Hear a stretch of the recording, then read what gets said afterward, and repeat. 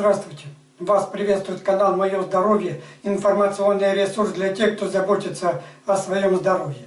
Сегодня мы с вами поговорим о храпе человека. Храп возникает при прохождении струи воздуха по суженным воздухоносным путям. При этом происходит вибрация мягких тканей глотки, неба и надгортанника, язычка, который может перекрыть вход в гортань. Чем глубже сон и расслабление мышц носоглотки, тем сильнее звук. В дальнейшем мышцы могут сжиматься и вызывать остановку дыхания. Кислородное голодание мозга, возникающее во время остановок дыхания, а также частые ночные пробуждения вызывают дневную сонливость, повышенную утомляемость и раздражительность. От этого у человека снижается жизненный интерес, потенция, рассеивается внимание и может страдать интеллект. К тому же человека мучают головные боли, кошмарные сны, кашель, особенно у курильщиков, а также потливость, повышенный аппетит и особая тяга к сладкому. Начинается лечение храпа с элементарного. Это выбор позы для сна.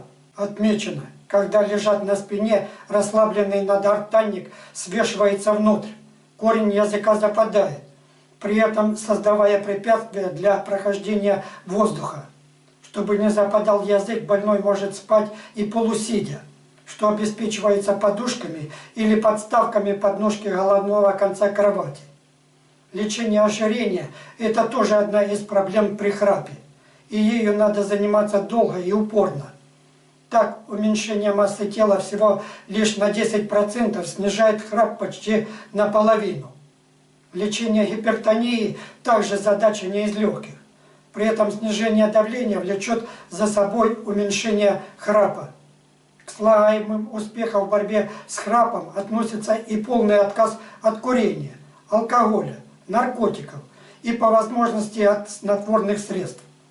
У взрослых причинами храпа может являться искривление перегородки носа, полипы в носу, увеличенные миндалины, а также воспалительные заболевания около носовых пазух и лишний вес. Частая причина детского храпа – это увеличенные аденоиды и миндалины. Выражается это в беспокойном сне, учащенном ночном мочеиспускании, а также в отставании в физическом и психомоторном развитии. Вот так храп влияет на здоровье человека. Поддержите меня лайком, это дает мне понять, что мы с вами единомышленники в вопросах здоровья. Подписывайтесь на канал «Мое здоровье», и мы вместе с вами будем заботиться о своем здоровье. Вложите вы свой вклад в пропаганду здорового образа жизни. Поэтому не забудьте поделиться этой информацией со своими друзьями и близкими. Желаю вам всем доброго здоровья. До свидания. До следующей встречи.